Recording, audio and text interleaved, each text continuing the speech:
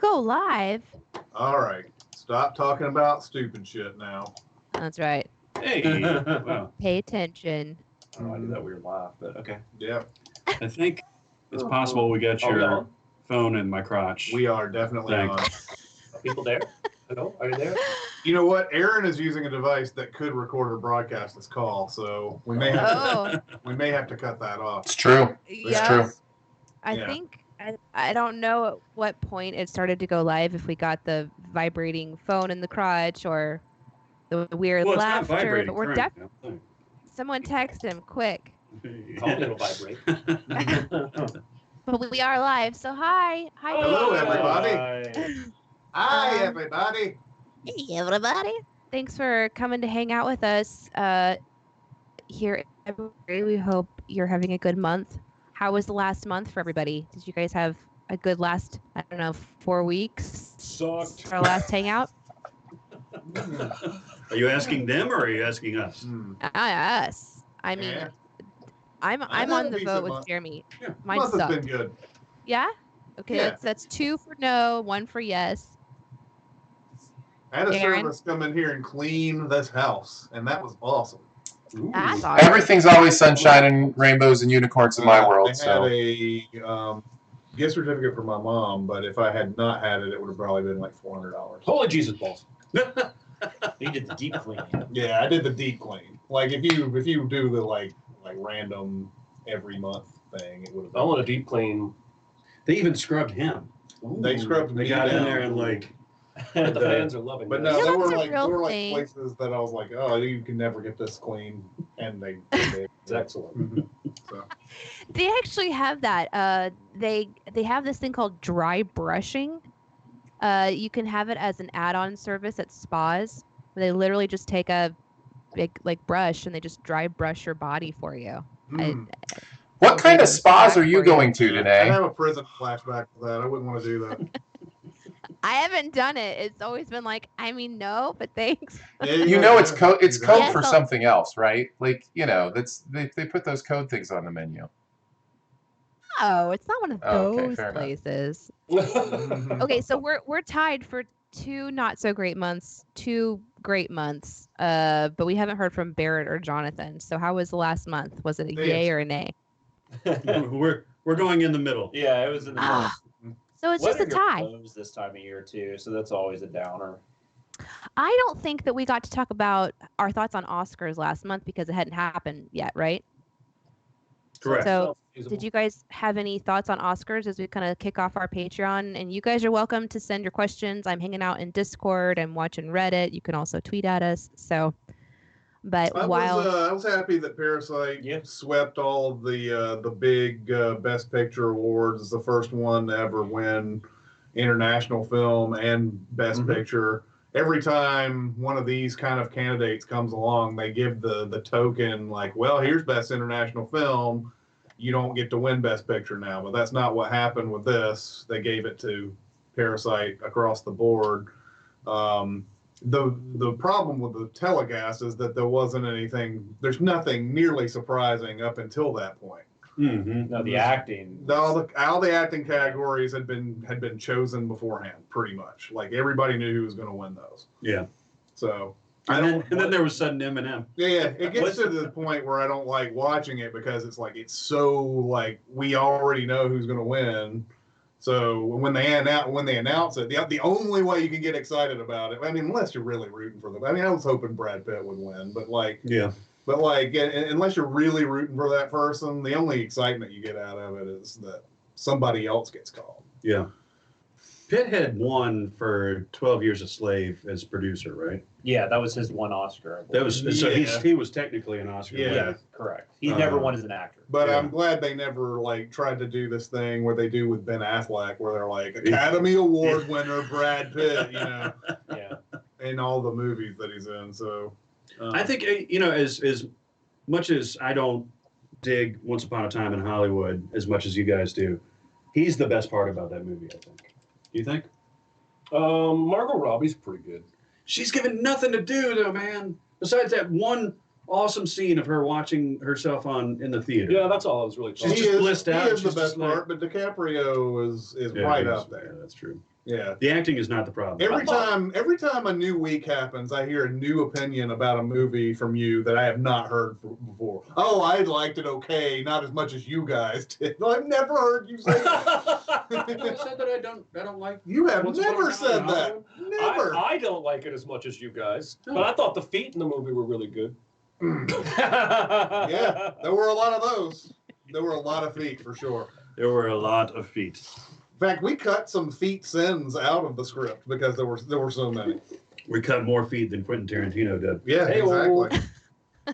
I love those conversations when it's something random like that. Like I think we have a few too many of these sins, and it's like, but it's always something really super weird, like a feet, Yeah, yeah, or yeah. like feet, or like ears, or something. Yeah. I don't know, whatever. Right. Comments in the YouTube chat are really fun, so thanks guys so much for that. We've got some good morning CinemaSins people. Craig assumed that I made the title for our hangout. I just want to let you know that's not true. It's very happy sounding, but I think that was Nope, Aaron. that's Barrett. No, it was randomly Really? generated. Barrett. Also props then for Barrett for spelling February correctly. So we're off to I'm a writer, for fuck's sake. Man. Yeah, but we learned something terrifying on Behind the Sins this week. It'll be released, I guess, in a couple of days. Is that I spell a word that really drives Barrett crazy. So now I know that you can spell a word multiple ways, and technically it's right, but it's also very, very wrong. But anyway, You go to hell. Yeah, Yeah. You go to hell and you die. but he's not judging you. no, So he's you're not talking judging. about There's the no word judgment. judgment, right? So like, there's a British judgment which uses an e, and then there's the American judgment that. So it's doesn't. like color. It's Yeah. yeah. It's like it's what people used to snarkily refer to as a British misspelling. Yeah.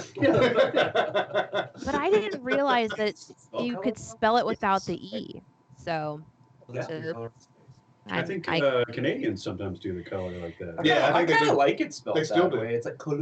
We're the Yeah. only ones. We were rebelling from the British. Yeah. So everything like color, no, that used bullshit. Shop? Oh, there's an extra P So and E right. on there. What Let's is draw what the is favorite. what is catsup then? Who did that? What's catsup? That's just two different ignorant Americans. Yeah, that's probably Yeah. that was probably somebody from like Arkansas. Yeah. That's a little rock. That's a little rock. let's go to our Exactly. Let's go to our first question.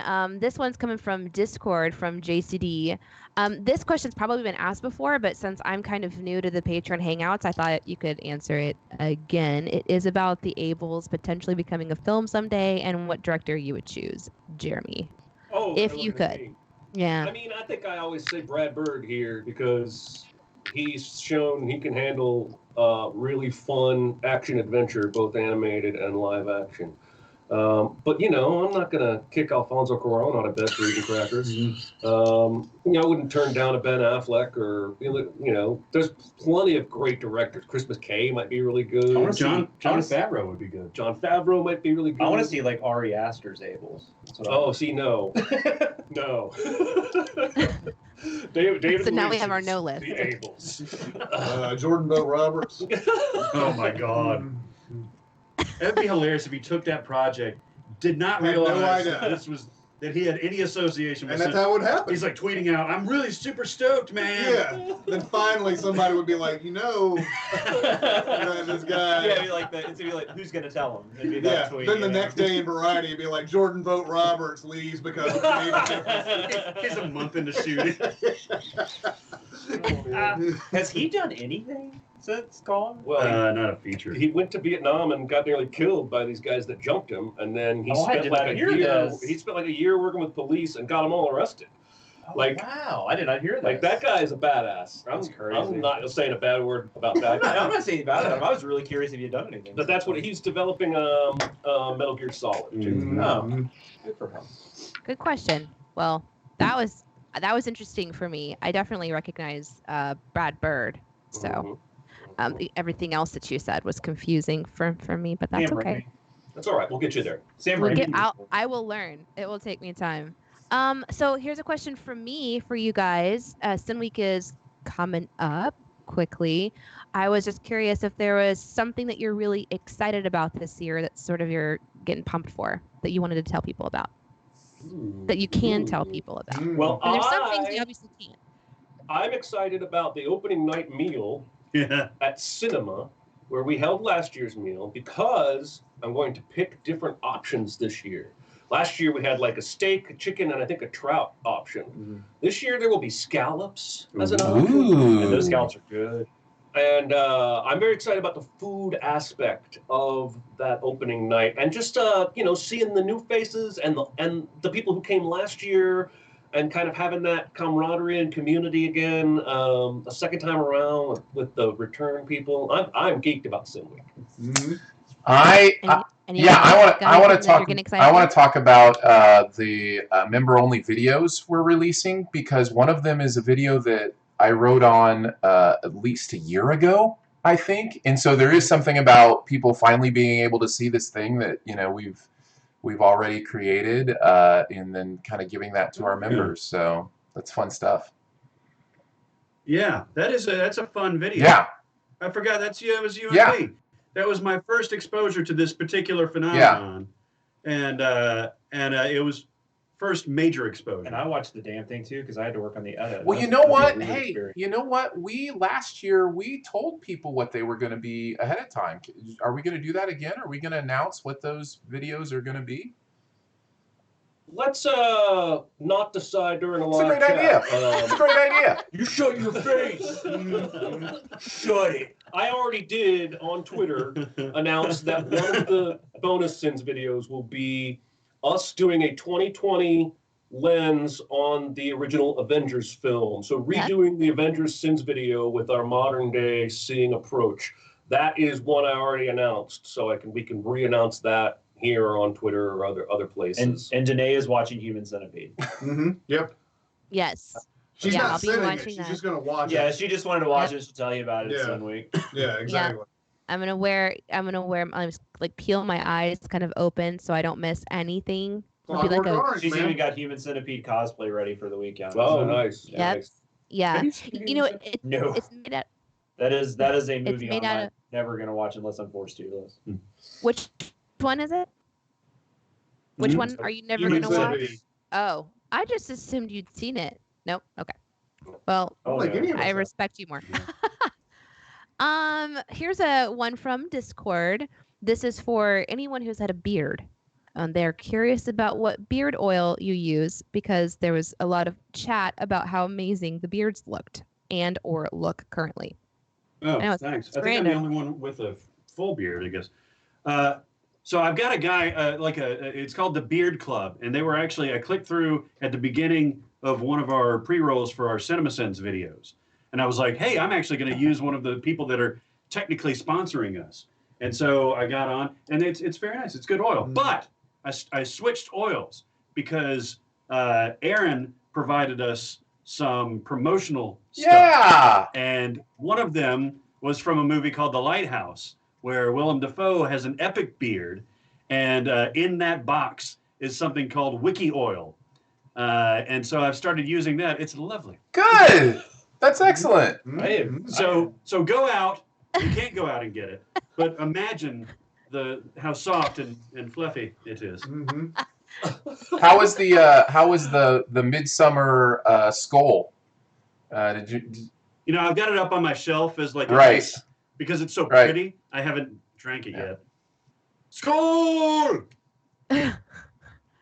Awesome. Chewing tobacco when he said Oh, yeah. skull. I was like, that's interesting. I guess you all had beards in recent history because somebody didn't realize that Jeremy had shaved. But I've only ever, I don't remember you having a beard, so I guess I missed that whole thing. You did, because it's definitely been there a couple different times. I've never had a full beard on purpose. I'm sure there's times where I haven't shaved for a bit. And it looked like I was growing one, but I've pretty much just been goatee. I don't think I've ever used oil. I can't think That's of it. one And I thing I'm experimented with so. a giant unruly beard for a while. And I had beard oil of some sort, but I don't remember what it's called. I have beard oil, Does that just help it not but I itch, don't use it or- on my beard. Or what is it supposed to shape it? Ah. Oh, shape it. Okay, that makes sense. Kind of like gel. or More something. about that when we have a sponsor, maybe. That's what beard oil does, right? It shapes it.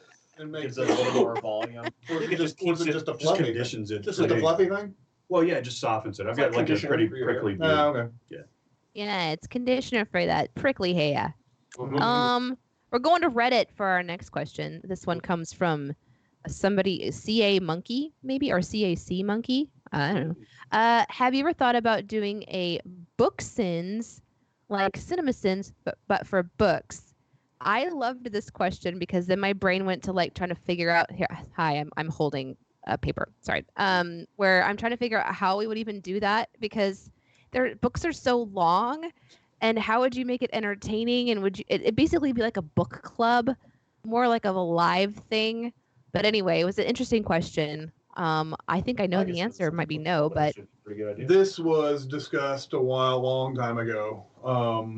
And we actually had people who were going to do it, but I think it's because of what you're talking about. It takes too long to go through it and everything. Yeah. That it actually is difficult to make that work. So yeah, because we're such a visual thing.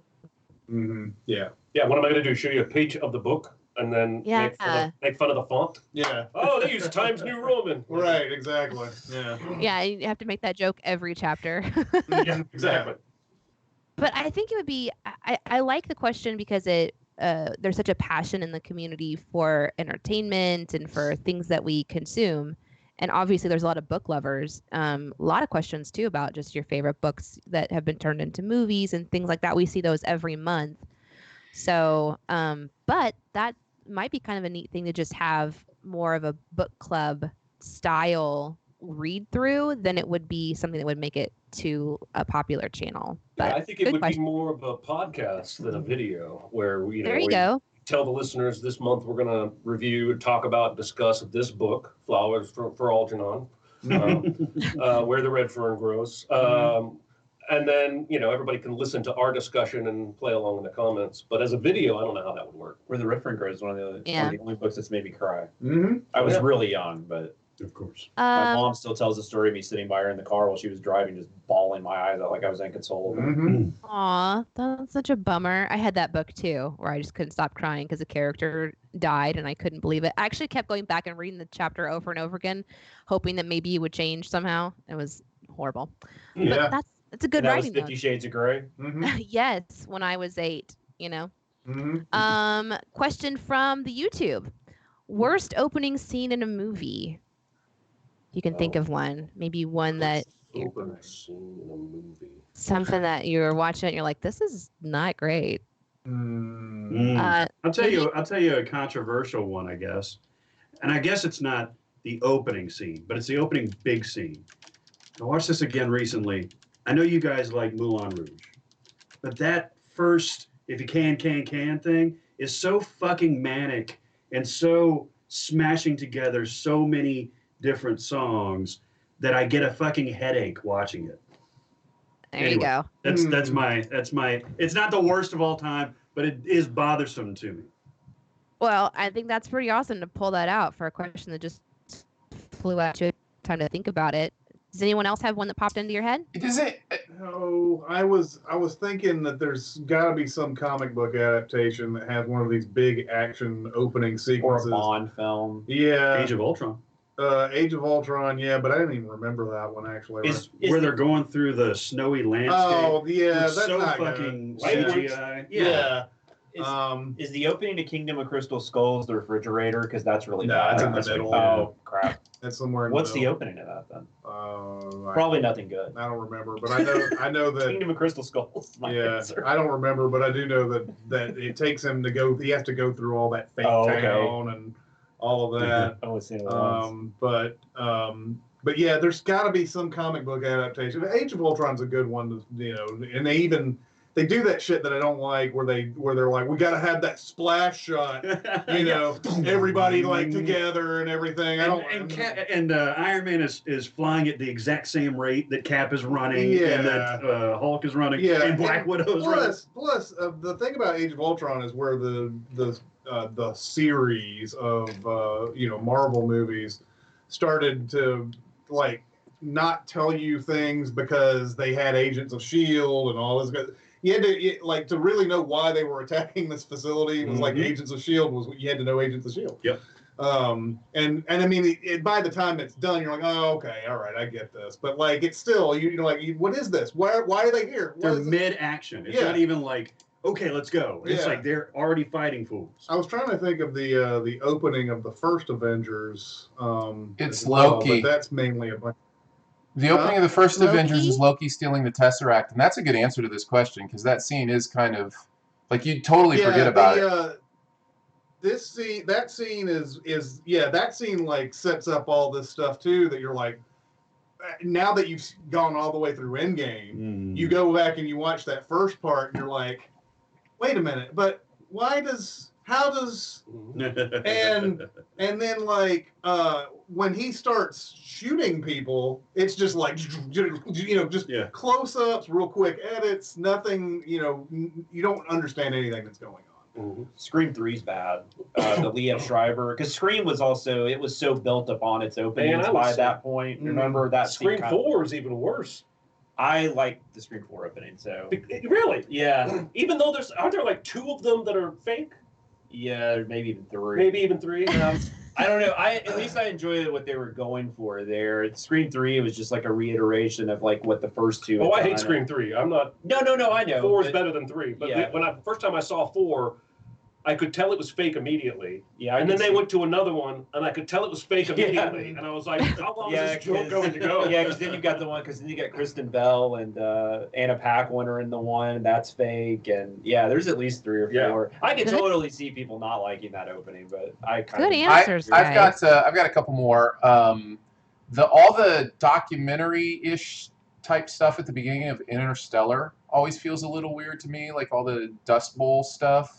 I get kind of what it's setting up, but it feels a little out of place. Any movie that recaps the last movie is annoying. I think specifically of Harry Potter, the final book, Chapter 2. Like the first part of that movie is all recapping the first movie. Yeah, Rockies do that all the time. Friday the 13th did that for a while too, which is hilarious. Rockies remind you of all the other Rockies in the middle of other movies.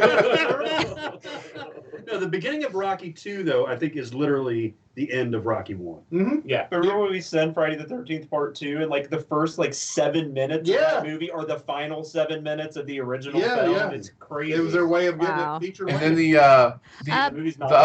other one I think of is Cloverfield. The second time I watched Cloverfield, sitting through all that party stuff at the beginning was just, I don't know. What? Yeah.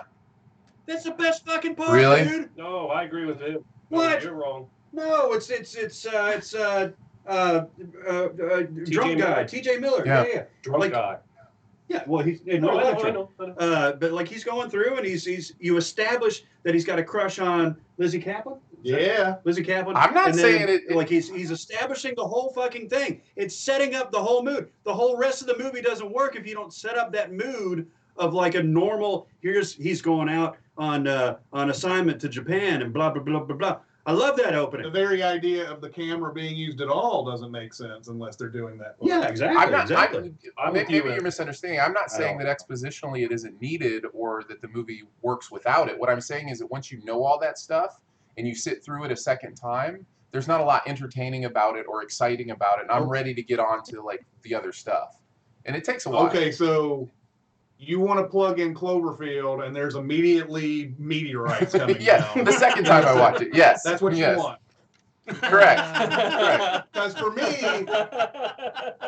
I like the idea of the suspense of it all, where there's nothing, it's pretty mundane and everything, and then once that happens, it's more of an oh shit moment. If it starts right into that, then you're just like, okay, this is just mindless bullshit at this point. Yeah, because you hear the screams, like you're at a party, he's still interviewing people and stuff like that. You see a little drama between Beth and Dude and stuff like that. And then you hear the screams, and then when the camera pans up to see the meteorites coming in, by the way, that's a shot. I am pretty sure that meteorite scene is single-handedly blown about 1,000 subwoofers when it came on. Because I know that when I first watched Cloverfield, I was in New York, and I remember that scene coming up, I remember that scene happening, and it's got some weird sort of like effect to it that really? the subwoofer just cracks. Oh shit! You know, it's just like you know, and you can just hear it crackle. Wow. How long? Before we go on to the oh, sorry, go ahead. How long? By the way, I think I agree with you guys. I think you've convinced me. But how long do you think that opening party scene lasts? I'm just curious. I bet it's 10 minutes tops. Yeah, so I bet 10, it's 12. 18 It's minutes. 20. It's a 20-minute scene. Yeah. So, like, you know. You know what though? I think we're right because it's interspersed with all those romantic shots with dude and his girlfriend. Yeah, Odette Eastman. I'm picturing like Aaron watching the birds and being like, you know what would make this better if they just started this in the park. Yeah. Just cut out that first 45 minutes. Hitchcock just didn't know what he was doing. 7 would be better if we just went to Kevin Spacey and going, detective!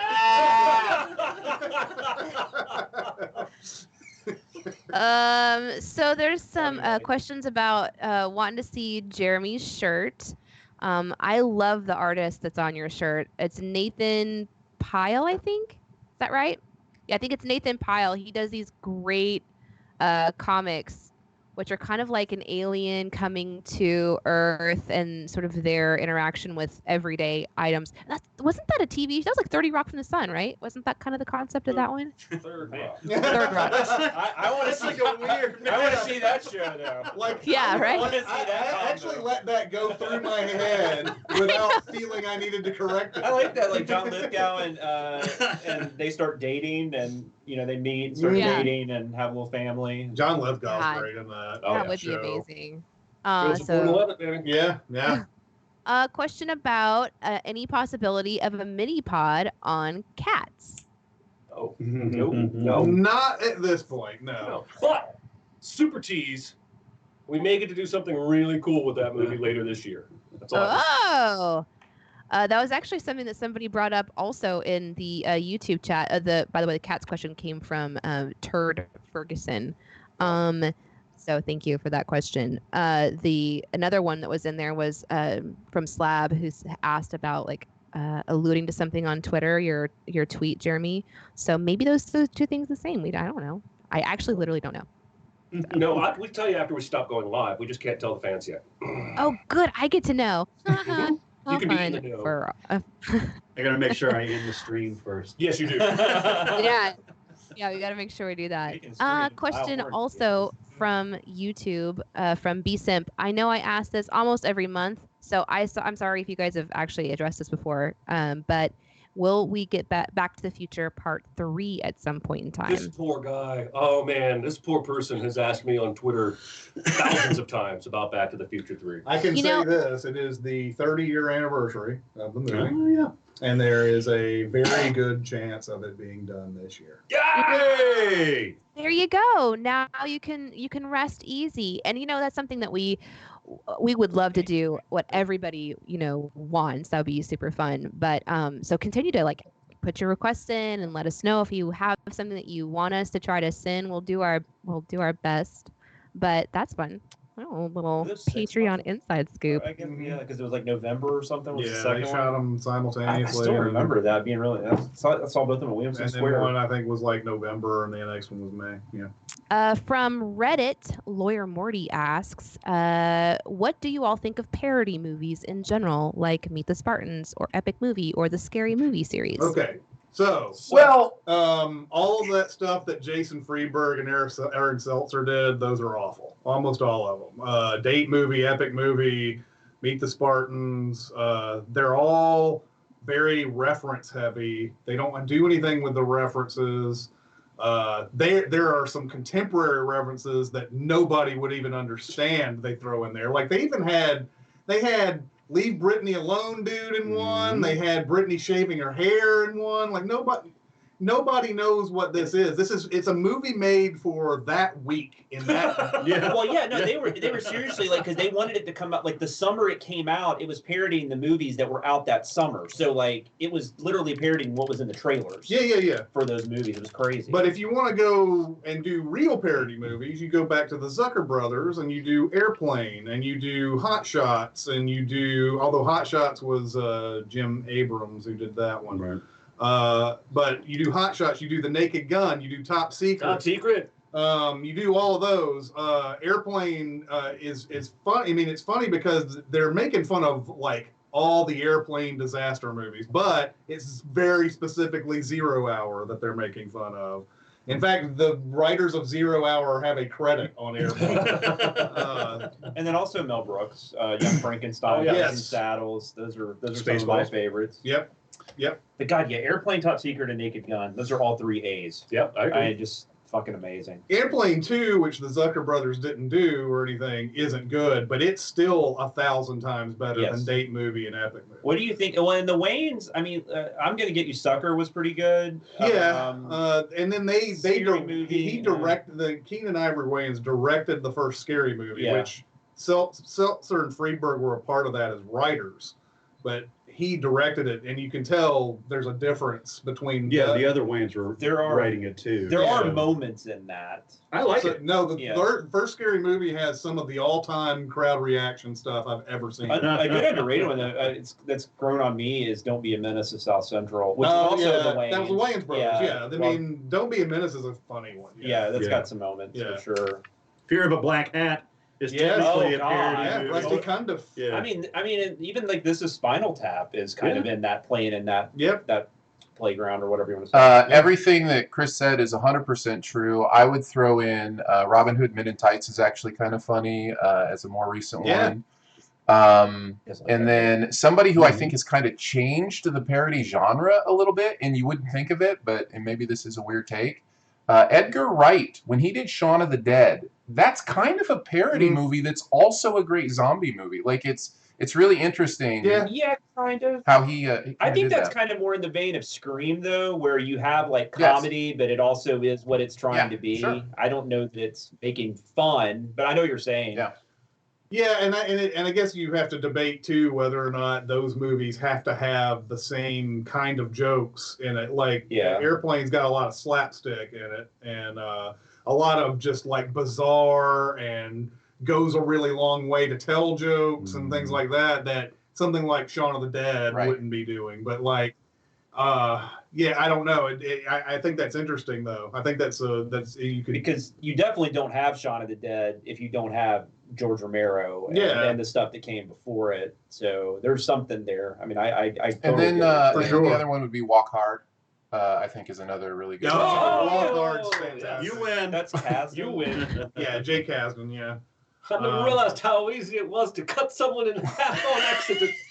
Walk Hard is like the last great one that has come out. Yeah. And of course, it wasn't because it wasn't Friedberg or Seltzer. They actually, Jake Kasdan and Judd Apatow and a whole bunch of people. MacGruber is definitely a parody. MacGruber, yeah. Spaceballs was mentioned in chat. Spaceballs. Mm-hmm. Hot Fuzz, maybe. Yeah, it's Edgar Wright again. Yeah, it's the same sort of vein as Shaun of the Dead, where you're taking cop movies and stuff like that. I mean, you're also taking Wicker Man. That is the craziest. God, I love that movie. I just love it. They're like, we're going to make this crazy, like, over-the-top action movie, and then the last 20 minutes is going to be a better remake of The Wicker Man than what Neil LaBute did. Right. And they totally did it. Speaking. Good. No, I was just going to say, speaking of over-the-top action. Oh, Tropic Thunder's kind of a parody movie too, right? Like, wouldn't that be considered a parody? Yeah. Absolutely. Yeah, I would say that qualifies.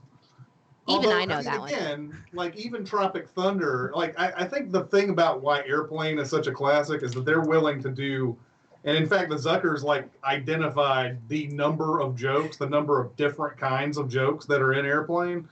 And nobody really does that in any of their, even Walk Hard and even Tropic Thunder don't go as far as Airplane does. And it's very possible that like a third of the jokes in Airplane will not land for you. I'm sure that's probably about right. Yeah. But the 2/3 that do are so good. But as far as it's qualifying as a parody or whatever, I mean, Tropic Thunder I think definitely qualifies as a war movie parody, and And Walk Hard is definitely a parody of all the biopics. And if you haven't seen Kentucky Fried Movie, I highly recommend that. That came before Airplane. That was that was her first movie. That right? was the Zuckers wrote it, and that's John right. Landis, That's right. I believe, wow. directed it.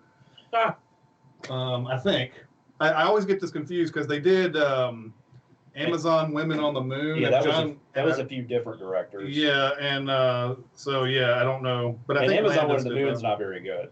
But Kentucky Fried Movie is really funny. Somebody asked if Shrek would fall into this category. Oh, No. Yes, it does. I hate Shrek, but I guess because I hate it so much. That I'm saying it does. It's a parody of Disney. Like until Disney actually started parodying themselves, the DreamWorks, which was a bunch of cast-offs from Disney, basically. Like it was Katzenberg. Who was like, I'm going to make fun of my old business and everything, and so Shrek was his way of doing that. And I mean, it's making fun of fairy tales. It's stuff like that. It qualifies. I wonder if it started off like that, but then when they kept making them, it sort of changed it. Because for me, I can see it being a little bit of a parody on the first one. But then if you keep making them, and then it's more about that story developing rather than continuing to make fun of story. You know what I mean? Like I don't know. To me, it changed a little bit. Yeah, I mean, for sure. Once you've had success doing it the first time, then you start you become too self-aware as you go through further. Well, then, like the Naked Gun sequels, by the time they got to the third one, it was almost making fun of itself. Like it was making fun of the first Naked Gun. It was really bizarre. Although Naked Gun 2.5 is quite funny. 2.5 has still got the Zuckers, and then the 33 1/3's got Peter Segal directing it, so it's a little bit different. It is. I rewatched it not that long ago. You also would not be able to make that movie in this day and age. There's too many like groaners, too many like and that's not even mentioning O.J. Simpson being the third one specifically. Yeah, for sure. Anna Nicole Smith I think is supposed to be a man, and they do a lot of stuff that you could back in 1993 or 4, I think is when that. And they try to do the whole Oscars thing, which is really bad because they couldn't get anybody in it. So it's like they have like Pia Zadora, like people that would not have been at the Oscars in 1995. Yeah, just. Or 94, whatever it was. I really like this question. This one's from Reddit, and it's from Obi-Wan Jacoby, who says, what are the best movie commentaries in your opinion? I recently watched 3 of my favorite films with commentaries for the first time. Groundhog's Day, Evil Dead 2, and Army of Darkness. They weren't revolutionary, but they were quite fun to listen to, and I'd like to know what some of the best film commentaries are that you guys have listened to. And if you guys don't mind, I'll jump straight in because I love the commentaries from all of the Lord of the Rings trilogy, mostly because once I was done watching them, I loved them so much I wanted to go back for more. So, of course, I watched them again. But then whenever you turn the commentaries on, I love learning about behind-the-scenes stuff. And there is so much really, really cool and thoughtful world building in all of the commentaries. You learn about the people who had to put together all of their armor, and they had to create like this new process of putting the chainmail together because it was too heavy even though it was fake. So they had to kind of create new things, and then the people who actually put them together had to do it all by hand, and so they lost their fingerprints by the end of filming by the end of putting them together because they put together so much. You learn like all of the weaponry that was made. They actually hired weaponsmiths to do that. So there are real, real versions of these iconic items. Just the care that they put into the film, which, of course, I could tell watching it that they really cared about it. Creating the Shire, how long it took to actually grow all of the vegetation because all of that was grown.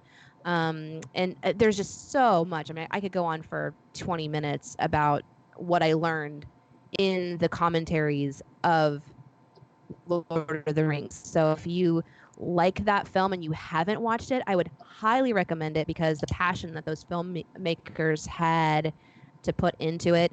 You know what? I learned one more thing that I would want to share real quickly, and that is that I was really pissed off when I watched it because they obviously had to change some of the way that it was written originally, specifically when it comes to Wormtongue killing Saruman, and like when that happens in the film versus the movie. In the books, the film versus the books, but in the books, they return to the Shire, and that's where Wormtongue is killed, where Wormtongue kills Saruman, rather. And there's like this whole, they come back, they save their people, and it was one of my favorite parts of the book. So whenever it happens in the movie way too early, I was originally really pissed off. But when I watched the commentaries rather, on how it was all put together, I mean, you can really tell how much time the writers and the adapters took and the care that they took to make those decisions. So I kind of gained a different level of respect for the process of turning a book as massive as Lord of the Rings into a movie. So I would recommend that one. Did you watch all like 4 different kind of commentaries? Like I think there's a cast, and then there's like the director, and then I think some even overlap. There's director and cast. Yeah. And stuff like that. So yeah, I think I've done one of those, maybe like the Peter Jackson with Philippa Boyens and it's really fascinating stuff. And of course, when they first came out on DVD, you could buy like the extended versions, and then they had bonus material that you could watch as well. I watched all that stuff too because it was so cool. You know, it reminds me too of like, what's that TV show? Is it Face Off, right? Where they kind of create all the prosthetics. Oh, yeah. On Sci-Fi? Yeah, that's yeah. And then John Travolta goes nuts. Mm-hmm. And makes out with Joan Allen. Mm-hmm. Yeah, the hockey game happens. Yep. The hockey game happens. Yes. I think that was sort of my first time to also just dip into that world of seeing how the prosthetics were made and how they made the really cool webbing from Shelob in her lair, and how they had to like craft that. You know, you don't think about that stuff.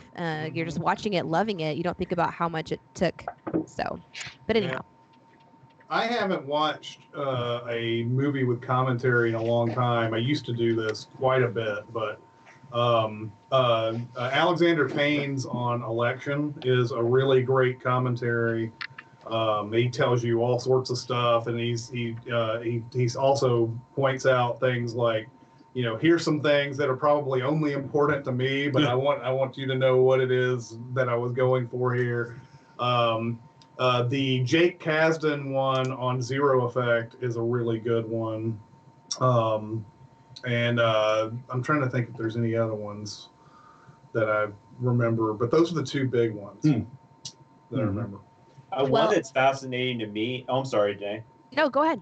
One that's fascinating to me, even though it's not a very good movie, and sometimes that's even more, and especially because the people realize that it didn't work. And so the urban legend, actually, which this is a pretty infamous one with horror fans, I guess, but Jamie Blanks, the director, I think Michael Rosenbaum's on the commentary, and a couple of the writers, and or maybe producer, and they're basically spending the whole time explaining to you why it didn't work. And they're just having a really good time with it. And so it's kind of one of those, it's nice to hear, because it's nice to hear like the more intellectual stuff, but like sometimes it's just kind of fun to hear about like a movie that didn't quite work the way the people wanted it to, and then have them just be very honest about it. But Roger Ebert does a commentary for Citizen Kane that I think is a must listen for anyone interested in film criticism or about that movie. That man loved that movie more than, and just about anybody loves any movie. There's also apparently, I haven't heard the whole thing, but there's apparently a really funny one with Armageddon and Ben Affleck. Yeah, I haven't heard that one either, but I've heard that. I've heard parts of it. I haven't heard the whole thing, but Ben Affleck kind of goes off on how crazy this movie is. Yeah. Well, he ribs Michael Bay. They're both on the commentary, and he's I think had a little to drink, and he's ripping on, why would you bring in drillers and teach them to astronauts instead of bringing in astronauts and teach them to drill? And Michael Bay's like, shut up, Dad. There are I mentioned. Oh, go ahead. No, it's okay. Go ahead. I was thinking about that Ben Affleck one, and I was trying to remember what it was, but yeah, it was Armageddon. But in researching that, some other answers from other people. Tom Clancy on the Sum of All Fears commentary apparently spends the entire commentary telling them everything they did wrong on the movie. So wow. that sounds like something right up our alley. So that seemed interesting. Yeah. Apparently, the Scorsese commentary on Taxi Driver is amazing as far as like film lovers, that kind of stuff. And then as far as funny ones, they also mentioned where was it? Edgar Wright and Tarantino doing Hot Fuzz is a commentary on the disc. Oh, neat. It's weird that I haven't heard that one. I've watched Hot Fuzz a million times and that disc a million times. So I'm surprised I haven't heard that. Apparently, this is Spinal Tap commentary. The band stays in character, and basically it's a whole new movie that way. So yeah. Yes, I have heard this one. It's really good. There's they keep saying stuff like oh well, that guy's dead. Oh yeah, he's dead. Oh yeah, he's dead. And then they go to the scene where they're at Elvis's grave or whatever, and it's like, here we are at Elvis's grave. He's like, oh, he's dead. And they're like, oh yeah, he's dead. He's long dead. He was dead when we did this. Did they do that? Like when the DVD came out, so like years and years later. Think so. Oh yeah. Okay, so they didn't record like a track or anything. I don't think they anywhere even near thought to have that. done it. No. Yeah. Crazy. And I don't know. I totally want to watch that now. And so like stuff like was this guy, he was talking about the Rob Reiner character in the movie. He's like, these guys always trying to make us look bad. Like, look, here's the one time where nobody showed up. He didn't film the ones where everybody showed up. Oh my gosh. I also remember the original Ghostbusters DVD release, so I don't even know if this commentary is still available, was really good. And that actually had Aykroyd was on it, Ramis was on it, and I think Reitman. And they even had a feature where, because this was the first time a DVD where they were trying to be all gimmicky, they had a feature where you could do it like MST3K, so you could actually see their shadows. Oh yeah. While they were watching the movie and talking about it. I have seen that Ghostbusters commentary because and it's amazing. Like Ghostbusters is one of those like miracle it got made movies. Oh sure. Oh, and Reitman like talks a lot in there how upset he is with the effects because they just didn't have the time. To make them better. There is this is not commentary. I know that we're answering a question about commentary, but Netflix has a show right now with like behind the scenes of movies. Yeah. And they have a Ghostbusters episode, and one of them is talking about that effect thing. Like they got the green light for Ghostbusters the previous year, and they're like, you got to come out with it in June, this date in June. And so like they hired this effects company, a bunch of people who had left ILM. And they're basically just being like, okay, we need you to do this, and Ragtag. they just kind of had to do it, and they didn't have much time, but for what they did, 1984, it's perfectly fine. That's awesome. And Jaws, it's just amazing we have either one of those movies, and thank God we do. Mentioned in the chat before we wrap up was the Endgame commentary is top notch. Also mentioned was any Kevin Smith movie commentary. And let's see, some of all fears. He makes Mallrats worth watching. Oh, I remember that. Yeah. Yeah. Is it just him or is it Muse too? It's a bunch of people. It's him. It's Affleck. It's Hughes is on there. Scott, whatever his partner. Oh, Scott Mosier. Yeah, I think he's on there. But yeah, Mallrats is fun because he would talk about Ben Affleck and how like his role back in the '90s was always to be the guy who beat ass and stuff because he does that in Dazed and Confused as well. But he's like, I hired you for this. You know, this is what you did back then in the 90s. You just were hired to beat ass. Oh my God. At one point, he's watching himself as Silent Bob, and I think it's where he does the fly fat ass fly thing, and he's like, man, I feel bad for that cord right now. I was pushing like 3 bills right now. I think it might be Jay and Silent Bob Strike Back though, where he's comparing Ben Affleck's improv ability to like George Carlin and Chris Rock, and it's really funny. He's like, and then there's Ben Affleck, who he's there. Also mentioned is Dr. Horrible sing along blog is singing commentary, and then a kickback for Robert Downey Jr. does the same thing. He stays in character during Tropic Thunder. Nice, yeah. Until I do the DVD. It's kind of fun to think about. Like, you can watch your favorite movie from a whole different perspective. I forgot about my love of commentary, so that was a really super great question. Apologies, I forgot this was only supposed to be a half-hour hangout, so we've gone way way over, but that's cool. So thanks for hanging out with us, guys. Did you guys have any final thoughts before we wrap up for today's hangout? I gotta pee really bad. Let's You are make all sure awesome.